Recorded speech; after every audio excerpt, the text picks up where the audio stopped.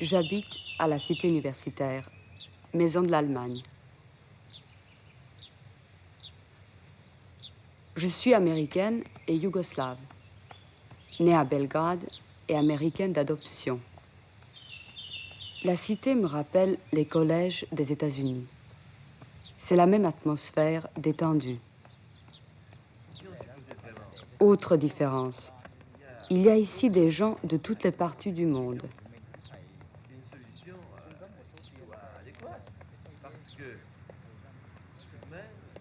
Les pelouses ne sont pas interdites, ce qui est rare en France. On peut y marcher et s'y asseoir. Le parc est vaste et des places ont été réservées aux terrains de jeu et aux cours de tennis.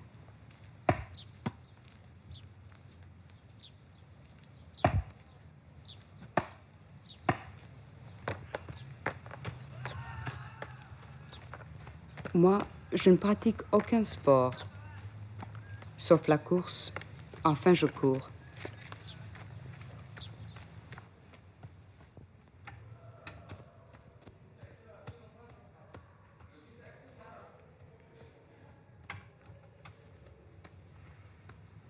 Le danger, c'est qu'on est si bien qu'on n'a plus envie de sortir.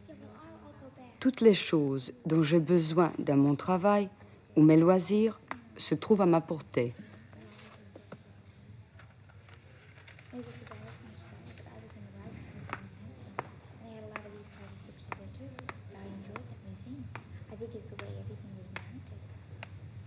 Les distractions sont nombreuses. Concerts, cinéma. Alors c'est compris, tu attends qu'elle ait bien fini sa réplique. Chaque maison possède une troupe de théâtre. À ce moment-là, tu fais 4 pas vers la droite, tu t'arrêtes devant ton porte-manteau. Celle-ci répète une pièce de Lope de Vega. Oh! Pas, Tello! Mais non, mais écoutez, je vous ai dit qu'il fallait attendre qu'il ait terminé sa réplique. Non, écoute, Mais attention, toujours maintenant la on recommence. même chose. Une ligne de métro me conduit en 5 minutes au quartier latin. Je prépare une thèse sur Proust. C'est la raison officielle de mon séjour en France. Mais ce genre de travail me laisse une très grande liberté dans l'organisation de mon temps. En fait, mes visites à la Sorbonne sont brèves et espacées.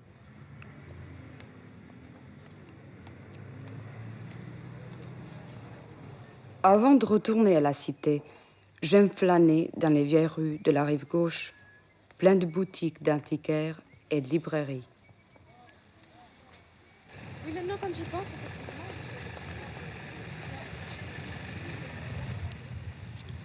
Ce qui me frappe en France, ce sont les étalages de livres à l'extérieur. On peut les feuilleter et même lire des pages entières en toute tranquillité.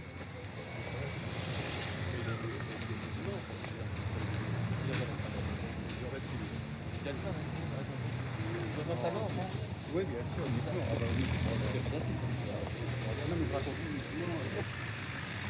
Puis, je vais m'asseoir à une terrasse de café.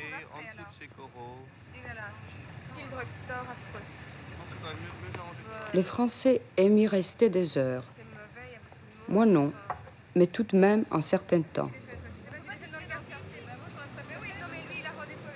C'est bien pour vous, ça? Je n'ai aucun but précis. Je m'assois comme ça. Je n'attends personne. J'ai simplement envie d'être là. Je ne lis pas, je regarde. Je regarde la rue, la manière dont marchent les gens, la manière dont ils regardent.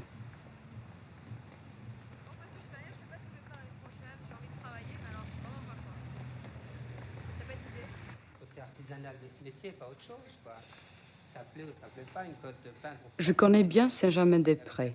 On fait ce qu'on veut, mais ça veut pas dire que le peintre a une grande... C'est même le quartier de Paris qui m'a attiré le premier lorsque je suis arrivée en France.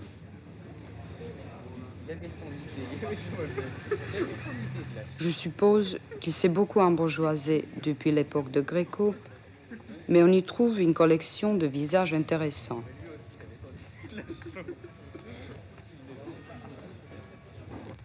Je suis plus à l'aise à Montparnasse. Le site est banal, mais la foule est sympathique.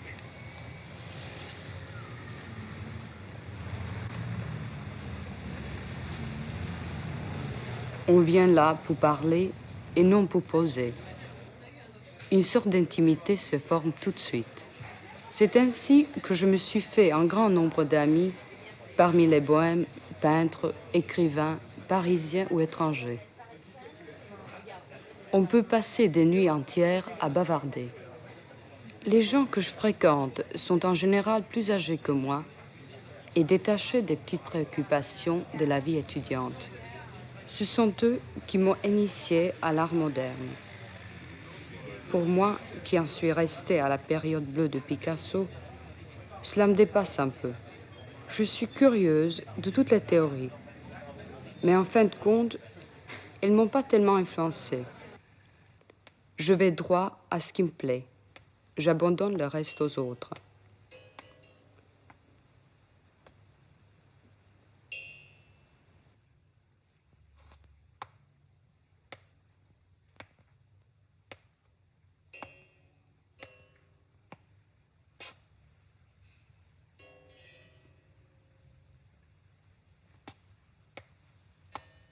Et puis, j'ai l'impression qu'il y a des choses que je n'arriverai jamais à prendre au sérieux.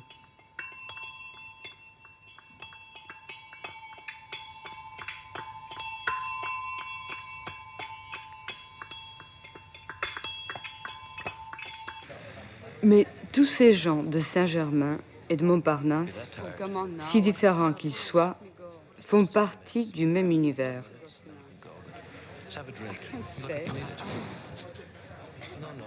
J'éprouve souvent le besoin de me séparer d'eux et de sortir du périmètre étroit du Paris intellectuel. Je savais qu'il y avait un parc tout au fond de Paris.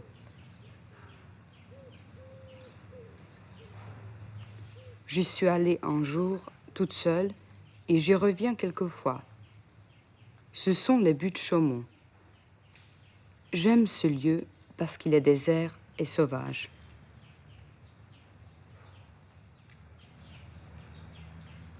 Je sais que ces rivières sont artificielles, que ces roches sont du ciment, mais ça n'a pas d'importance.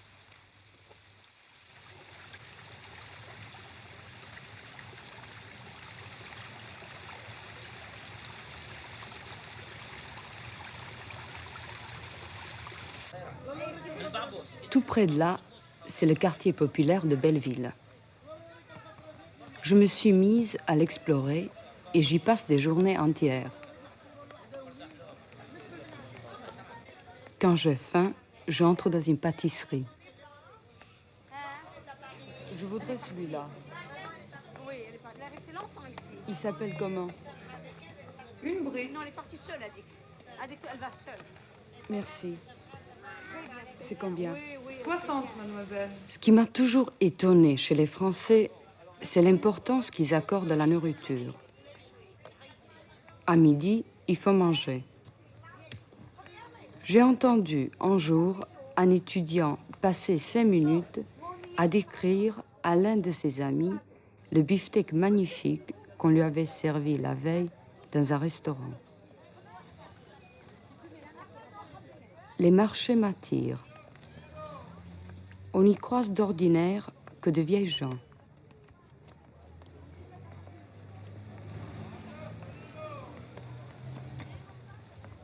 Ce Paris-là, on le dédaigne parce qu'il n'est pas historique. J'aime ces enseignes défraîchies, ces petites places avec leurs arbres.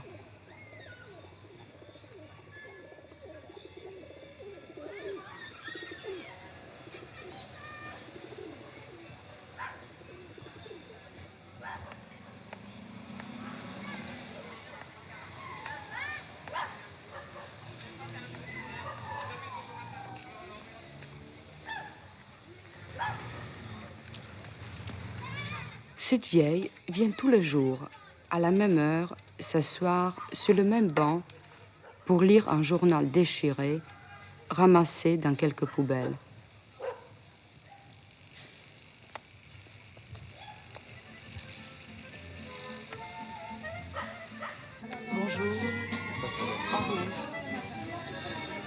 carte, s'il vous plaît, monsieur. Qu'est-ce que vous prenez, monsieur? Donnez-moi...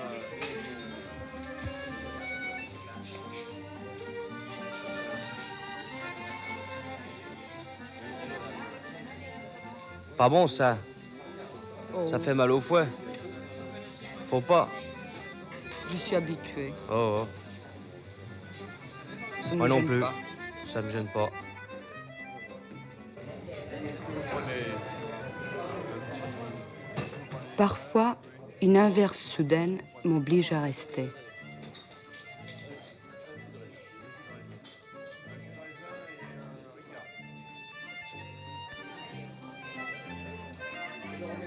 Venez, quoi.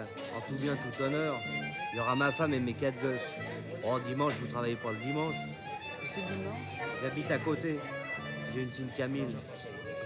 Comme ça, c'est sympa, quoi. Allez, vous venez? On sait que je suis étrangère, Ouais, je peux vous donner mais on mon numéro de m'accepte. téléphone. On ne me regarde pas comme une intruse. J'ai découvert un monde sans problème, plus simple, plus caractéristique de la France. Sa présence m'a beaucoup aidée, en me détachant de tout ce qu'il y avait de superficiel dans ma vie.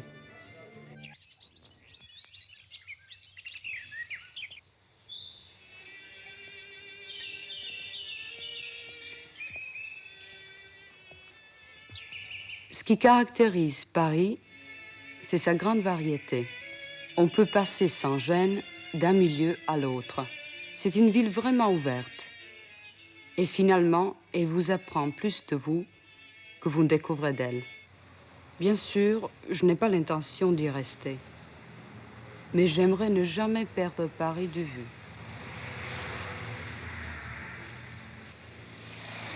Mon séjour ici m'aura marqué.